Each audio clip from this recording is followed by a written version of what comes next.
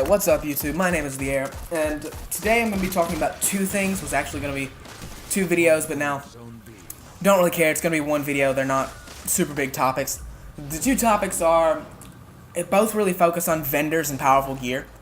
So the first thing is that I want the vendors to be more useful. As of right now, it's not really worth pledging yourself to a vendor. And by pledging, I obviously don't mean this in the same manner as the faction rallies. I just mean playing the activities that get you the gear of one vendor over any other vendor. It's not worth it because none of the vendors give you powerful gear. And throughout the majority of all in-game content, none of the vendors give you anything useful.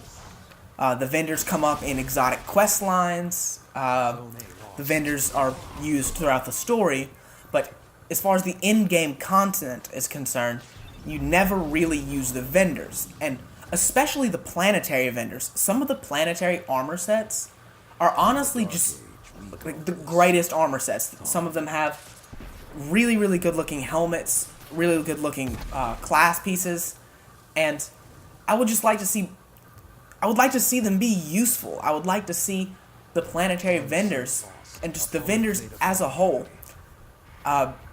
some way to obtain powerful gear from them. Because my character's at 305, and I've got like 200 EDZ tokens, because what am I going to do? Dump them all into Devram K so that he can give me 10 296 Scathe Locks? Yeah, not really. First off, because none of the vendors really have anything worth powering up, and second, because he's not going to give it to you at powerful level anyway. Now, that leads into, or basically, that adds on to the fact that the faction vendors are exactly the same. The faction vendors also didn't have powerful gear when they came to the tower, which, yes, I'm going to say, I did enjoy the faction event. I enjoyed it a lot. I got all my tokens, I maxed out my packages. But when I was finished and I had my full set of armor, I find myself with that armor set, aside from the helmet, in the vault. Now, why is the armor in the vault? Probably because all of the armor dropped at around 293 to 296, a level that was not beneficial to me. And since the armor doesn't come with any perks on it, it doesn't really matter, well, besides the intrinsic resistance, mobility, and recovery values. Besides that, it is not really beneficial for me to utilize that armor. And the same for the weapons. Less so for the weapons, because most of the time we use weapons more based on stats than anything else. So you just find a less useful weapon to transfuse into them. But the problem remains the same. None of our vendors give powerful gear. I know that Lord Saladin was giving me 300 gear on day one. I'm not sure if it was some sort of glitch, maybe it was unintentional, maybe it's just because I'm 305 on that character. But on day 2 of the event and day 3 of the event, Lord Saladin is now dropping my gear at 298, which is, once again, back to a level which is not useful to me. That means I have to put other resources, other resources just as difficult to obtain as the resources I'm already obtaining from these vendors. I must obtain and then put into the gear that I want. And the problem there is that means you're doing double the work simply because you want your Guardian to look a certain way or have a class set up a certain way.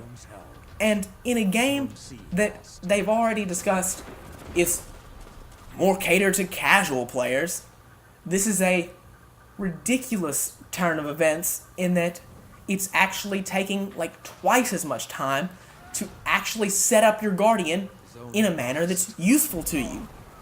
I play Hunter. Most armor sets drop with mobility on them. So, you go through, and the end goal of most armor sets is to find armor with either resilience or recovery. Nothing else really matters. So the Iron Banner gear, I believe, has resilience on it. But wait, it doesn't really matter, because once I get a complete set of Iron Banner gear, I have to go and get another complete set of completely random gear, which will probably take twice as much time to actually utilize my gear. And that's the point there. You shouldn't have to go get more gear so that you can use the gear that you already have. It shouldn't be like that. And I know that Destiny has a grind aspect to it. Even in Destiny 2, where it's less of a grind in many aspects, it still has a grind to it. You have to play to level up your vendors. That's what you're doing. Okay? It would be different if I were talking about every single strike giving you powerful gear at the end, or every single game of Iron Banner giving you powerful gear at the end. It's not what I'm talking about. You have to play 4 games of Iron Banner. You have to win 4 games of Iron Banner in order to get one package. It would not kill the game in any way for people to earn powerful gear by winning 4 matches of Iron Banner. It would not kill the game in any way for the same thing to be done with every single vendor on every single planet and in both social spaces. It would not mess with this game. You see, because you obtain this gear anyway. You simply don't obtain the gear you want. I don't know how many times I've seen players just... The best explanation of it is in PvP. In PvP, with light level advantages disabled, you see people running highly specific armor sets with high recovery builds, armor sets with high resilience builds. But in PvE, where light levels are enabled, you only see people running exactly what they have to run for high level activities, their highest level gear.